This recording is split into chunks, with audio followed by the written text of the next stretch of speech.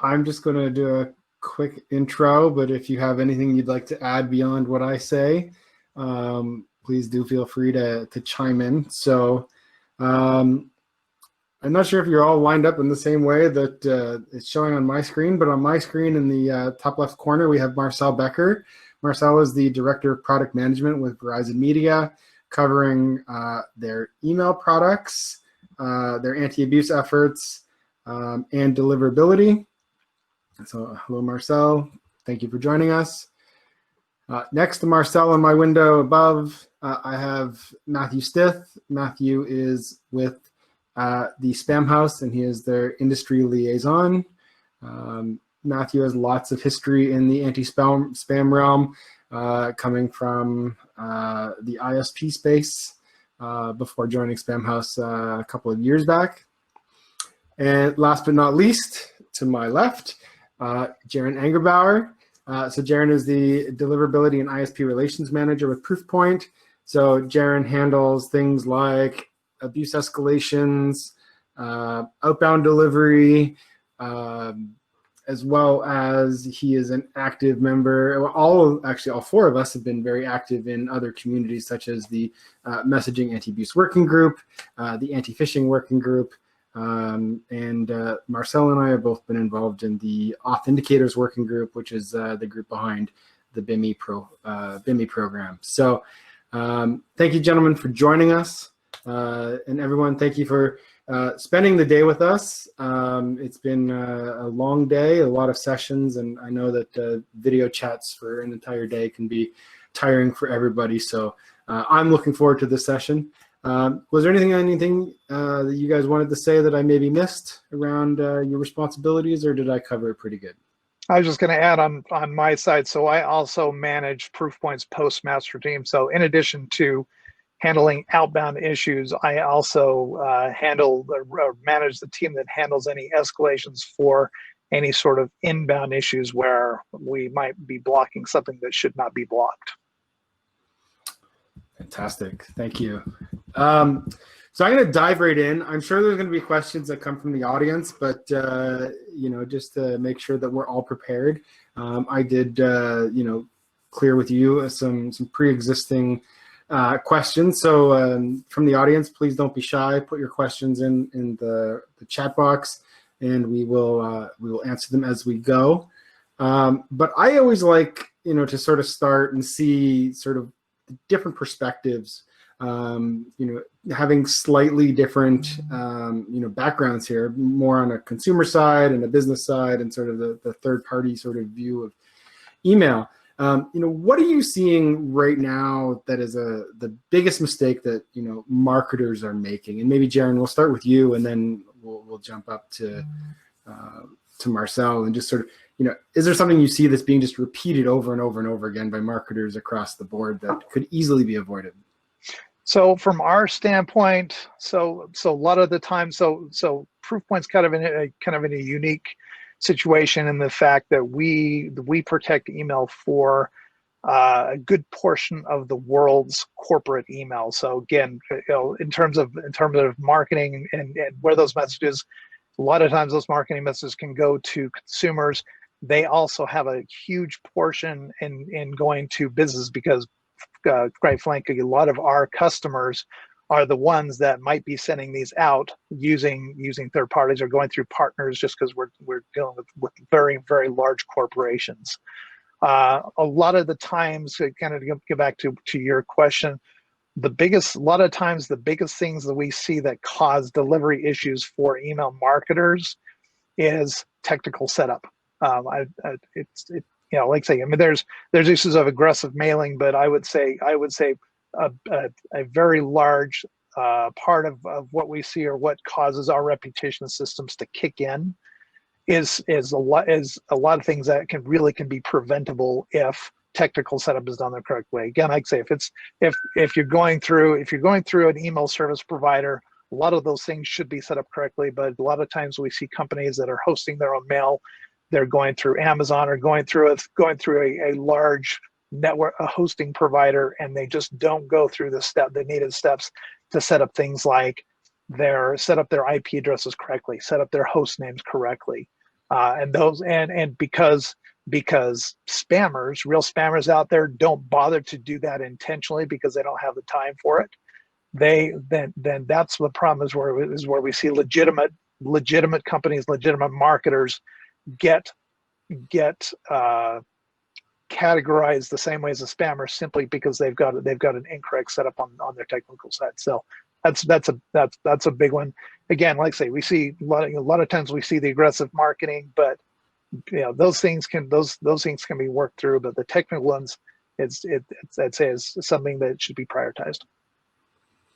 Great. And then Marcel, from the sort of the consumer mailbox side, I know you guys do a lot of corporate mail too, but from the consumer mailbox side, are you seeing something similar, or are you seeing sort of different patterns and trends?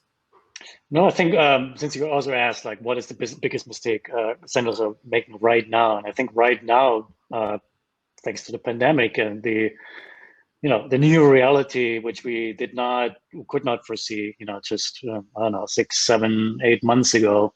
I think the biggest mistake is really that just people do the same, do more of the same thing. So there's just send more email, which is not necessarily more relevant, right? Consumers are a little bit more forgiving because they actually want to stay in touch with brands, and because that's, in some cases, that's the only way to actually learn, what is the latest.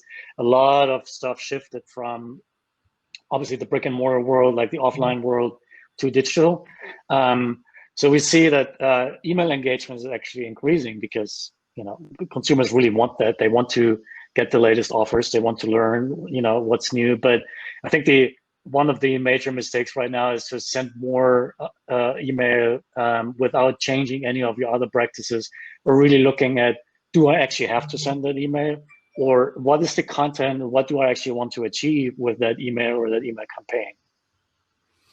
Great. And then Matt, I know that Spamhaus is a bit of a different beast altogether. I think what, I don't want to put words in your mouth, but you're probably seeing and tracking something completely different, because you're not really looking at, the same type of mail traffic potentially that Jaren and Marcel are.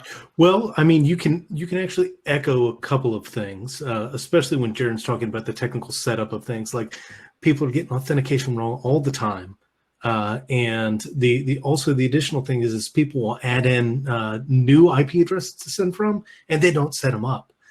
So we see somebody sending from quote unquote large email server, and we end up blocking it because, well, it didn't have anything that resembled anything about that previous company. And then this is the beauty of going last. I get to talk about the points that everybody else made. But see, also with Marcel talking about when the pandemic began, I was receiving emails from companies that I signed up for about 7, 8 years ago, and they were telling me how these these new times, this new normal that we're in, and it was just like, are you guys even conscious of this whole thing about somebody who's engaged? And that would be one thing that I would say, that during these times is, it feels like that a lot of these senders out here, the mistake that they're making is they're just like, well, I have this entire list. We're in this pandemic. I'm going to send to everybody. And we see that a lot, and that's causing some challenges with people. The fortunate thing is more or less you go back to these people and say, did you email a list of people that you haven't talked to in 5 to 10 years? And usually the answer is yes. Then we advise them, you should clean all of this stuff up, and et cetera. So kind of just echoing the things that both of those two just said. That is kind of the things that we're seeing, and it feels like that people are trying to email more, but they're also trying to cut a few corners in that aspect. Just being like, well, I'm focusing completely on email now, and I'm just going to send as much as I can. And it's not necessarily that you need to send all of these messages to these guys. It's just be smart about who you're engaging with. Sure. I'd maybe say, based on some of the trends I've seen even within my own LinkedIn network, marketing teams seem to have gotten cut heavily during the budget-wise during the pandemic. So I think what's happened is you maybe have someone who's not as experienced with things like targeting and engagement, and so they're just hitting send. And it really is unfortunate, right? It's one of those things because everybody believes email is simple and cheap, and you can just treat it like print, print a million flyers and something would stick somewhere. That's not how you should treat your marketing or messaging, like in big corporations. On the flip side, we have a lot of small companies or schools, small institutions, right? They retreated back to email because they needed to reach out to their customers, or especially schools, right? And they had no expertise. And then we saw being caught in all these spam filters. Goes back to all the technical setups and things. It's like it pays to actually pay somebody or ask somebody who knows what they are doing, even though if you have to spend a little bit more. But in the long run, you need to invest to get a return. Yeah, I think one of my favorite hashtags that I ever use, because a lot of people do think email is simple, is really more as email is hard. It seems simple, and most people experience email from here's my Outlook, I'm hitting send, and the email arrives at the other side. But when you're sending bulk communications or large numbers of even individualized transactional messages, all of that stuff you guys have mentioned is very sort of detailed and can be quite nitpicky in some cases. So, Jaren, I don't know how familiar you are with the publication, but in the current state of fish that was published by Proofpoint, it says, in multiple different stats that like 90% or 86 to 90% of organizations have been a target of phishing attacks or spear phishing against their network or their users, or even the victims of business email compromise. When it comes to these types of things, you talked a bit about sort of the technical setup. What are things that businesses should be doing to help prevent these types of activities being taken against their domains and their users as a corporation, but even against their consumers? So yes, and I haven't read the report, but again, in terms of phishing, in terms of if we were to look at the threat landscape in the world today, especially with using email communications, phishing and a term that they might hear is business email compromise. That's the number one issue right now that is impacting businesses. And the reason I bring it up here again, they say this is this is an email marketing conversation, but the reason this is important is because we're seeing instances where even companies like email service providers can get compromised. And the bad thing about that is like I said before, within our reputation, we take care of legitimate email service providers because that's where our customers are looking for those emails. They get much more pissed off if we block a marketing message they wanted than if we actually let spam it. So we go through a lot of lengths to add protection to our system to allow legitimate bulk email coming through.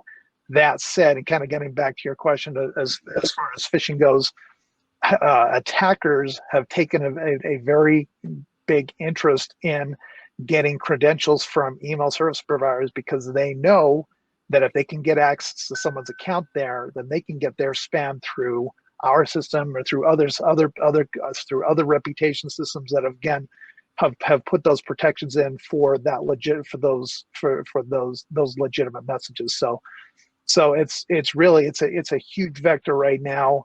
Like I said, it's the number one email vector right now that is compromising businesses, and so as far as how to do that, again, this is probably more of a conversation for stakeholders of your companies. But again, education is paramount. That's probably the number one thing, the number one request, or the number one thing that we have worked with our customers is educating their users and making it so when a compromised email comes through or phish comes through, that can be identified rather than relying on human error, relying on using smart sense and along with technology to be able to protect that user. Great, Matt. Do you have any thoughts on that? Yeah. So the education thing is definitely paramount there, and the whole thing about the education piece is just keep it simple. It doesn't need to be about every single thread out there. It needs to be about, don't give up your stuff willingly. If somebody's asking you for something and you didn't hear from them, or you didn't just have a conversation with them, don't give it to them. This also goes back to, ways to mitigate, prevent. There's also, implementing two-factor authentication on your networks. And I know that everyone's just like, oh, but it works. Do it in any way that you can. Yes, there are ways that are better than others. Using an authenticator type of thing rather than using SMS is a much better method of doing it, or even having something like the little YubiKey that you plug into your laptop is something that would be helpful in that circumstance. The other piece, when Jaren's talking about things like business email compromise, that is a doozy, because once they get in, the biggest problem that a lot of corporations have is once somebody's in the environment and sending within the environment, there isn't much monitoring going on. People are looking at the outbound, people are looking at the inbound, but they're not looking at the inner domain stuff that's going on. Put some monitoring in place. See if somebody is all of the sudden just emailing the entire accounting department, but they're in engineering. Why are they doing that? Have that type of monitoring in place. And also, it isn't a question of if somebody's going to get compromised, it's when they're going to get compromised. So you'll also want to do things like just track what accounts are doing. Is Billy from support logging in from China and then Afghanistan and then Australia? Is that really him, or is he compromised? And being able to make those determinations. So having a data-driven approach and understanding what the normal is within your network is very important for you to understand to prevent things like that from happening. And I could go on and on and on, but the whole piece about all of this is just, yes, education, secure that authentication, monitor your network, and many other things. You could block attachments from coming in, so people don't get infected with malware that's going to steal their credentials and everybody else's credentials in the network. Yeah, and just to add, because I saw Kent asking a question if ESPs are doing enough to protect. Again, I like to say not to stereotype ESPs, but anybody, any business out there can be vulnerable. And yeah, we've seen the largest ESPs in the world get compromised. So nobody, as kind of Matt saying, nobody is immune to this. And just whatever you can do to proactively monitor internally is going to be your best bet, and get as much education to your end users as possible. Marcel, I'm going to switch gears here a little bit. Marcel, I did see you answered sort of the question around multiple unsubscribes. So I know that within most email service providers, they do add the list unsubscribe header, whether it's an unsubscribe email or a link to a URL to manage unsubscribes. Can you just talk a bit about that process? Because I think a lot of people are actually confused over what happens with the list unsubscribe header and sort of the general setup. I know you had some thoughts around it. Could you just give us the quick rundown of what it is? Sure. And how you use it? Sure, very quickly. So yes, by law, we all, or senders, are required to put an unsubscribe, human readable unsubscribe link in there. And then obviously it varies by country, but in general, that's the gist of it. But we've also seen, and not just us, when you look at Microsoft, when you look at Gmail, it's the same thing there. We have seen that users tend to vote with their feet. When they get emails, they no longer want, whether they subscribe to it at some point or whether you actually have a legit list, it doesn't really matter. When the user says, I have enough of this sender or this brand, they look for easy and simple ways to get rid of it, right? And they will not try to find a link somewhere. At least most people will not do that. And if they can't find anything else, what they usually do is they just hit the spam button, right? And then it's not good on both sides. It's not good for the sender if you're actually a good sender and you actually send that email because the user subscribed to it. If more users actually hit the spam button, your reputation takes a hit, which we actually don't want to happen. At the same time, also on our side, we still have to ingest that email. You're still sending that email. We have to store it. We have to process it, and it just doesn't make any sense, right? So that's why Microsoft Gmail, we all came up with the idea of just instead of promoting the spam button, if you can actually safely unsubscribe from a good sender, just put the unsubscribe button in there, right? You see this in Apple Mail clients as well. You see this everywhere. Make it very, very simple. And what we all do is leverage the list unsubscribe headers. And there are really two main types. There's the mail to list header, and then there's the HTTP, like the link. The problem with the link is you have to go to a page, you have to fill out things, and it just adds more friction, right? And defeats the purpose of why we put the unsubscribe button there to begin with. The user wants a simple way to say, I don't want that email anymore. That's why we prefer the mail to option, or ideally RFC 8058, which is a one-click unsubscribe. It literally allows us to put a button there, the user can click it. We basically just call the server with a post request, and that's it. And then the ISP or the brand is responsible for actually removing that user from that list. So that's what it is. But at the same time, obviously the human readable link within the HTML email, as well as the list unsubscribe header, should go to your same unsubscribe management, subscription management, list management software, whatever you want to call it, right? It shouldn't be two different systems.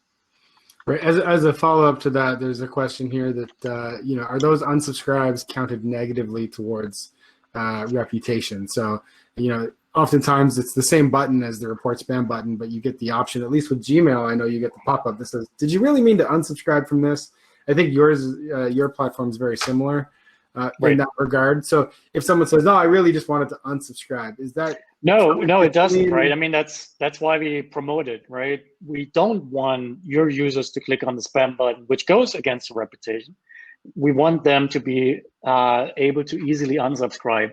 But there's a catch, of course. Like if you do not honor the unsubscribe request, right? And we see you continuing sending email to the same user, that will actually probably go against your reputation. There's another question here, and I think, Matt, I know the Spamhaus tracks this, specifically. You can go and find the reports on the website, but, as new domain suffixes come up and country codes change, are they treated differently? I know, like, last time I looked, .com was still sort of the #1 the biggest offender, if you will, but there are a lot of, like .fun or .xxx or things like that may have different reputation connotations to them. Are there things that you would recommend to people, or do you kind of evaluate each domain as it goes? So from a TLD perspective, unless it is something that is absolutely 100%, almost 100% dirty, and usually anything out there, those talking about the .io and the .co, it's almost reputation is still everything there. We're not looking at that actual TLD. We're looking at other things like what name servers is it on, and how long's it been around, what type of mails it's sending. That type of stuff is what we really look at there. We don't look at the fact that it is whatever the .tld is. We focus on more the behavior or what it's associated with. So we don't look at it in that way. Yes, we do publish that list, that top 10 list, and more or less the reason for that top 10 list is to let these TLD people understand your TLD has issues. And we're not seeing every single domain out there on the internet, but we're definitely letting these TLDs know that, hey, there's some issues with them. And in some cases, we work with them, especially if they reach out to us. We'll work with them. We'll be like, hey, how can we figure all of this stuff out and help you reduce some of the challenges that you're having? And maybe by country as well. And that was a big thing when Castle came out. Canada was in the top 10, and I know that once Castle came out, we quickly slid out of the top 10. But depending on the actual list you're looking at, I did see we're still on the CNC list apparently at the number 12 spot recently. So still a bit of work to do, but definitely farther behind. Sorry, Jaren, I didn't mean to cut you off. You were going to add something. No worries. I was just going to say, so again, something also to consider is again, so kind of what Matt was saying. So TLDs, it's not an absolute, yeah, we're going to block this TLD because we're seeing too much spam from it, but it's going to be part of a score. So if we see spam, if we see email coming from a particular domain, and it's, you know, and it's 80% towards being blocked. If they end up having a spammy TLD, that might push them over the edge to where we'll get to the point. So again, maybe the way to think about this is don't look at just the TLD as a black and white thing. It's going to be part of an overall scoring mechanism. Okay. I know that this is a popular conversation that I have as well with clients around, you know, the balancing of domain reputation and IP reputation. You know, historically, looking back in time, IP reputation was basically the thing that everyone wanted to focus on. How's my IP health? And now we're sort of seeing that balancing out in regards to, like, my domain health is also now important. And I think, you know, as IPv6 becomes more prominent, that will continue to shift that way. You know, Marcel, from your point of view, you know, if you were to rank them, is it still domain reputation trumps IP reputation, or are you kind of like 50-50? They're both just as important. You know, if you wanted to tell someone where to focus, what would you think? Focus on domain, well, focus on both. But if you authenticate your email properly, as you should, right, then to us, domain are important, right? Because this is really your identity. This is your brand at the end of the day. And we hold you accountable for what you do with that brand, not necessarily what infrastructure you're using to get the message across. If you don't properly authenticate your email, then we have to look at, you know, the next best thing, and that is the IP. But really, if you authenticate, then best practices around IP, warm up, shared IP space, and all of these things are less important. They obviously still play a role. You know, Jaren mentioned, you know, it's a scoring weight system. But once we know who you are and we can properly authenticate you, then that is key. Jaren, do you have anything you want to add to that? No, I was just going to say, I mean, the way we look at it is probably I can say we look at it 50-50, but again, it really depends on the situation. You know, if we see what we have, and again, this doesn't go down to the domain level, but we may classify domain as belonging, or a domain or a group of domains belonging to a certain classification, or a certain act or company. If we see enough problems from a particular entity, it's much easier to block by domain, because it doesn't matter where that sender is going. They're still not going to get their messages through. So yeah, the domain is reputation is definitely important. But it's also, again, yeah, it's, you know, we do just as much blocking on IP as we do on domains. Fair enough. Speaking of authentication, this is a great segue since it was brought up, and Marcel, being probably the expert on this panel around the latest, you know, authenticated related solution, not being an authentication solution itself, but being closely related with BIMI, or the brand indicators for messaging identification solution. You know, I know that you've been running it in your network for almost 2 years now, I believe, if not 2 years. You know, what are you seeing with organizations that are trying to implement it? I know that we frequently talk about some of the problems that people are doing, but when it comes to implementing it, and sort of, you know, why you see the value in that, you know, for this community, right? What are the things that they should watch out for, and how should they progress forward with that?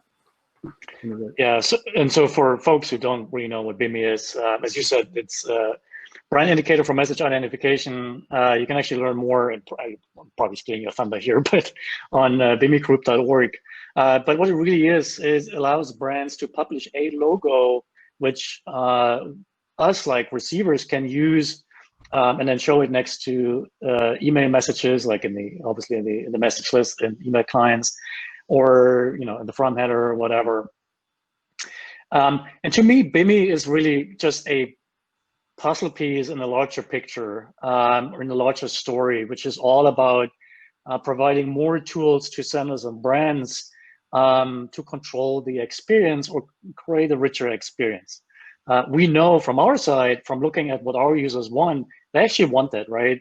96, 97% of all the emails we receive is non-conversational. So email is not being used to send emails between people, at least not by consumers. It is really brands talking to our mutual customers. So we heavily believe in just creating a better experience, because I think that's what we all want as consumers. And enabling brands to actually create and craft and influence what that experience is, and not just be at the mercy of the receivers, the mailbox providers like us and Google, right? That's why I believe AMP is important, schema/annotations are important, and BIMI is one piece of that puzzle where the brand is in control of how the brand is represented when they actually talk to people. And we know that our users want to have a nice way of visually identifying like who an email is from, right? We all love the avatars there, and since most of the email is sent by brands, BIMI I think is a really, really nice tool. And yes, we have been running a pilot, or we did run a pilot in 2018. We since came out of the pilot, and now anybody can really publish a BIMI logo. And if you meet certain criteria, again, from a reputation perspective, and you're actually sending bulk mail and not people-to-people email, we will just show your logo in our email apps. And I have to say, and especially since Gmail announced that they will participate in the pilot, because of course everybody cares about Gmail, we have actually seen a hockey stick adoption in BIMI, and we have seen a lot of brands publishing BIMI logos. And I think that's a good thing, because now these brands are taking control of how their logo looks like, and get the brand awareness and brand impressions and a whole bunch of other marketing buzzwords I could throw out there. But the net of it is brands decide and dictate what their logo looks like. It's not somebody else, not us. It's not somebody scraping the internet for a logo and then it's wrong and all those kind of things. And the nice thing about BIMI also is it requires the brand to actually authenticate their email and have a DMARC policy at enforcement, quarantine, or reject, which just creates a better environment for everybody, right? Email is more secure. We, on the receiver side, as mailbox providers, we can trust the email much more. So I think it's a win-win-win situation at the end of the day. The brand is in control of the experience. The user has a better experience, and we collectively are able to create a safer and more secure email environment and reap the benefits from that. And we have also seen, and that might be coincidental, like all the eligible brands, I would say, like all the entities we see email coming from, which we could show a BIMI logo for if they would only publish one. We have seen since April, I believe, between April and now, we have seen 50% of them actually publish a DMARC policy. So that goes back to our, whether this is because of BIMI or not, I don't know, but I take it. That goes back to our initial conversation around making sure you get the technical stuff set up. So beyond just what did you set up for your reverse DNS, what did you set up for your SPF records, now it's do these things properly, and we'll put your logo there as well. So it's like that piece that I think is really sort of interesting, like you said, the marketer and sort of that adoption. There's a related question to that. There's actually two, but I think sort of the one, if I were to take them, kind of merge them together, it's really about, BIMI is not a security policy in its own way. There's people that have been sort of downplaying it to say it's not adding any value, it's not protecting the subscriber. And I don't think Bimmy itself is intended to do that. That's more relying on the DMARC and the rest of the authentication side. But there's also conversation, people saying, it's just another way to track people. It's another beacon for people to visualize. What are your thoughts on those two comments? Yeah, on the first one, and I think Ken asked that here. And Ken, you're right. I mean, at the end of the day, this is a tool to create a better user experience, right? Period. And we on our side, on the receiving side, we have been putting logos into Yahoo Mail before already. And we have a proprietary system, so did Google, so did Microsoft. And we're spending a lot of money on that. And we believe that's just silly to create an experience our users clearly want. If you cannot just say, let's just work together, create a standard, make it very simple for brands to be in charge of that, why should we not do that? And yes, brands want to be in control of how they are perceived and look like on the internet. So we know that. We know our users want the richer, better user experience. Let's create a tool to actually get there. If by doing that, and because we need to be certain that Bank of America sends an email that, yes, this is we coming from Bank of America, and we can show the logo. Of course, we need tools and technology to ensure that, it can't be spoofed, it's safe, and all those kinds of things. So if by supporting a piece of technology which allows brands to be in charge, we also increase security, I take it, right? That's the win-win-win situation I was talking about. Right. Jaren, I know that, sorry. No, please go ahead. I shut up. Jaren, I know that being sort of the filtering technology, if you will, and not necessarily the display agent for email for people, you're even a front end potentially for other email gateways. Do you, from the Proofpoint side, see the value of Bimmy and that people should be? I know you probably have clients asking about it as well. So what is your experience with that? So we haven't gotten too involved. I mean, we've had some discussions about it. I know that, like I say, the discussions have been pretty high level. As always, anything we look at with regard to what we put together as a product offering, a lot of that's driven by customer interest, customer mandates. To be honest, I don't know what. I know we've had some discussion just because we're members of MOG, and so we've been in a lot of the dialogue around that. Whether we come up and turn that into something where we offer it to customers, it's a different story. Again, it may just be we're not seeing that much of a demand from our customers on this. But again, I also may not have full understanding of the conversations happening internally. Fair enough. There's a question here. Matt, I see you having a side chat here about email. Yeah, I have nothing to say about Bimmy. No, yeah, well, I figured it wasn't. Yeah. It's not in your wheelhouse, so I wasn't going to ask specifically about Bimmy. But I was going to ask you, about some of the conversation that's happening here in regards to, the sending of mail and sort of how it's set up for like using an ESP, such as someone like Pardot, to send your marketing communications. Are there things that you would advise people from that technical setup, on the DMARC side, on the SPF side, that they should go back and look at that maybe would impact their email and how they're currently sending? Well, yeah. So a big thing that happens is people tend to add and add and add to their domains, and they don't remove things. So there's been some companies that I've looked at that they went from MailChimp to Marketo to Constant Contact to iContact, and they kept all of those text records in their SPF record, and that just makes that's messy. Not only make sure that you properly authenticate, keep things clean, keep things up to date, because if you get out of date and suddenly we're starting to see you sending through all sorts of things, it's a challenge.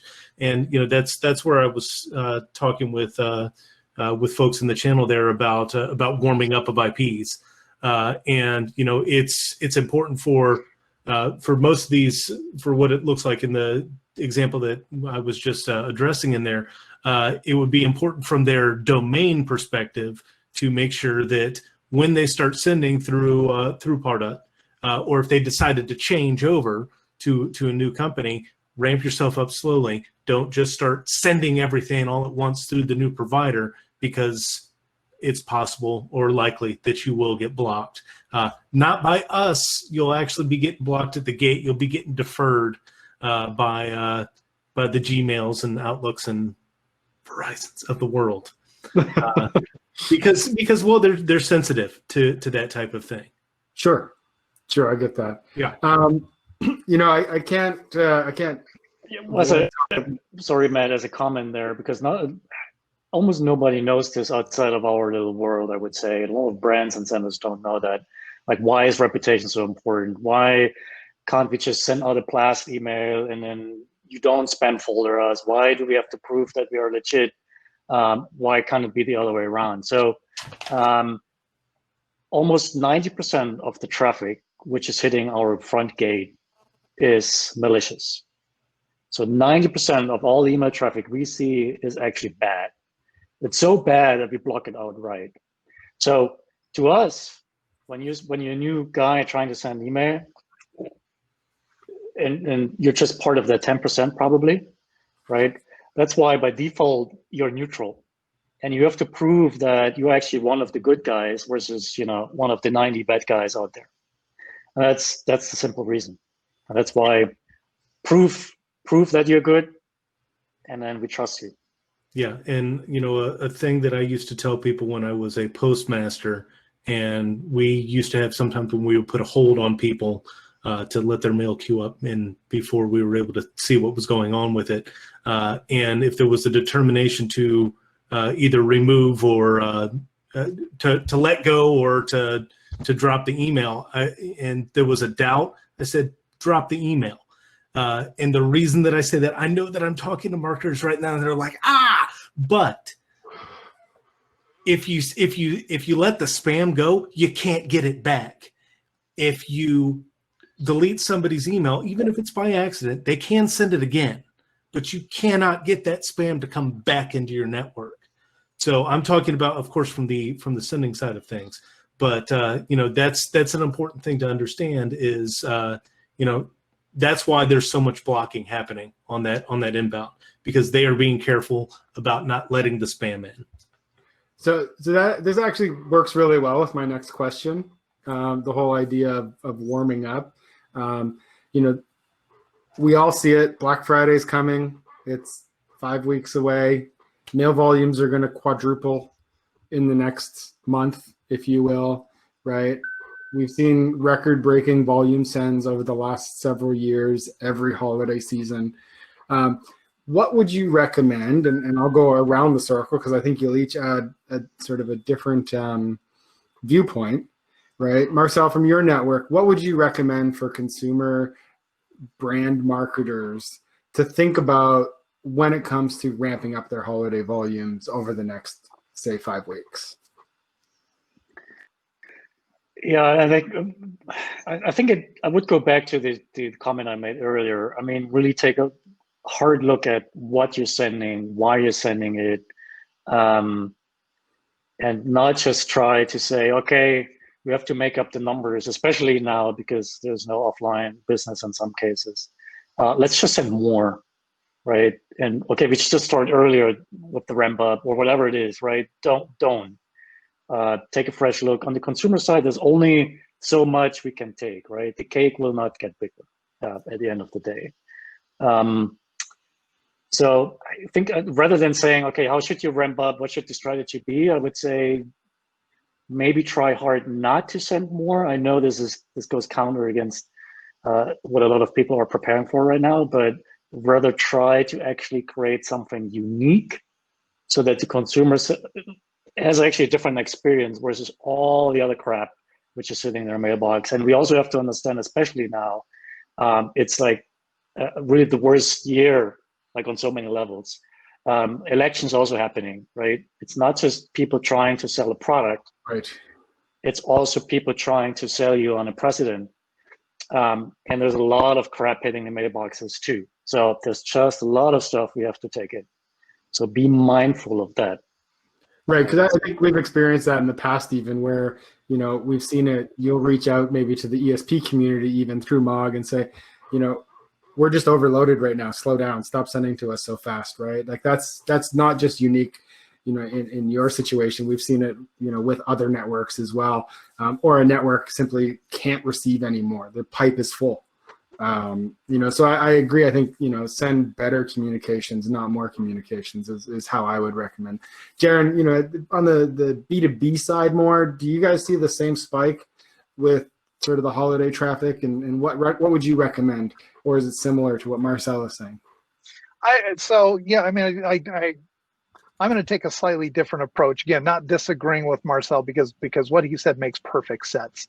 But I would say also, again, marketers, again, we all know that holiday season things will ramp up. And again, like Marcel was saying, it's just not the holiday, it's everything right now that is ramping up right now. I would say, as far as advice, just be very careful what you send, because if it goes and if somebody decides to be a little aggressive and decides to send too much, or they decide to augment their current subscriber list that they have with new data that they happen to get somewhere, we will see that.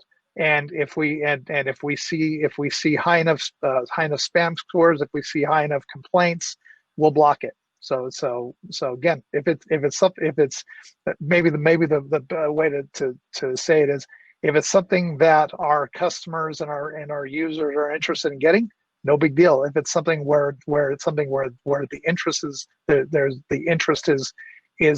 waning, and if we start seeing malicious behavior, those messages will not get through.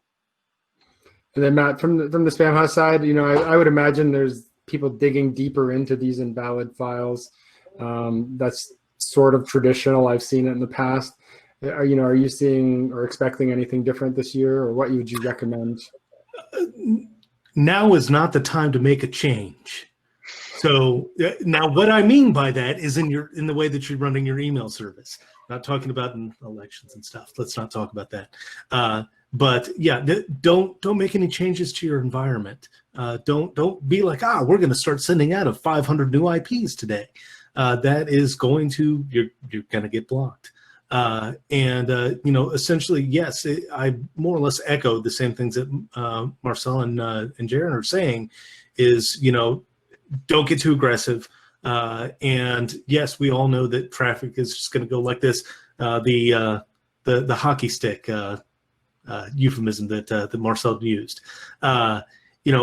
Essentially, just don't try to do too many things different right now. And that will help you out quite a bit in the future, even if your traffic's going to be going up by 50% the next 6 weeks. You can still maintain your positive reputation as long as you A, make sure you're technically sound, and B, just stick to what you do best and try not to do anything different. Yeah, and at this point, I know we've had lots of conversations through different channels and different groups about, segmenting your business communications on one domain, your organizational domain, your marketing communications on a subdomain.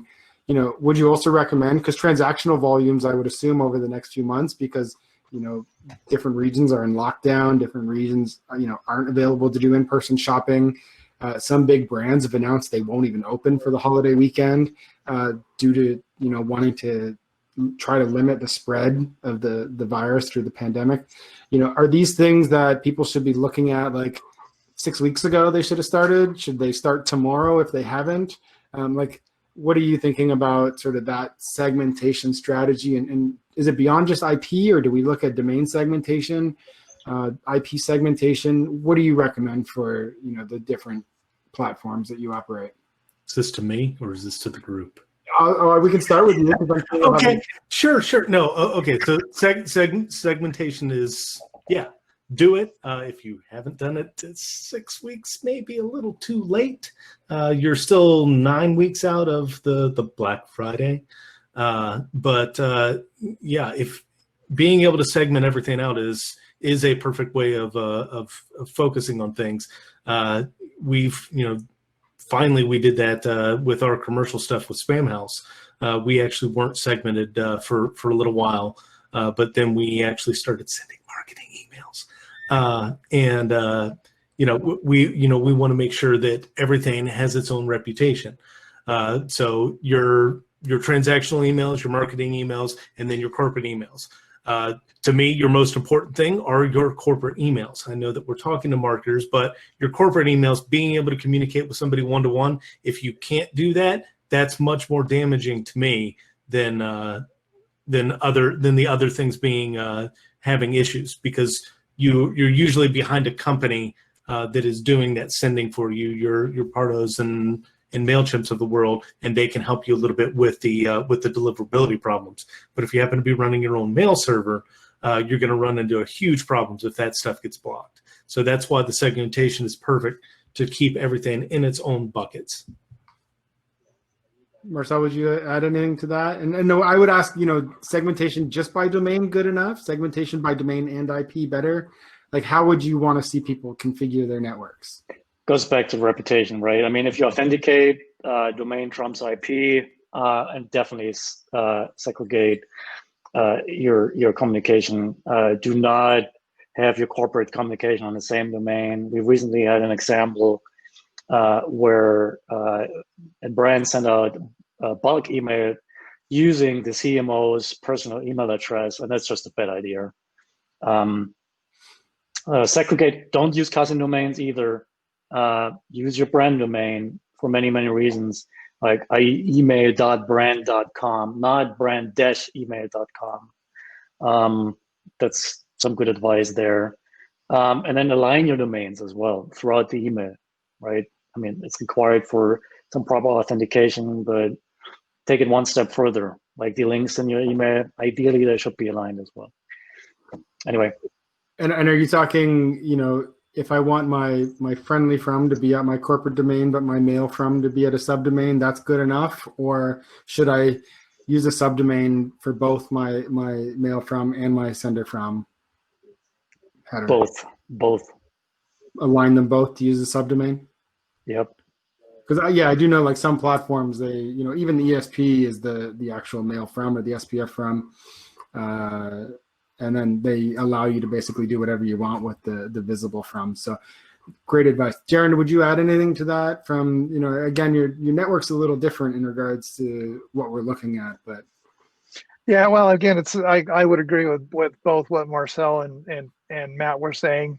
I would presume, so like, I know in our systems we have the ability to differentiate between a fully qualified domain versus a subdomain. And I would presume most reputation systems can do that. But that said, again, segmenting and putting stuff on putting stuff on a subdomain is definitely best practice. The cousin domains, absolutely. That is something where we will see a legitimate company, and for whatever reason they decide to.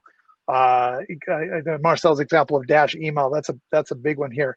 That's one we see here, or something where they add something, they add something else to their brand to try and differentiate it, because they're sending a different type of traffic from that. It may not be malicious, but it's just different, and so they think they have to send a different domain.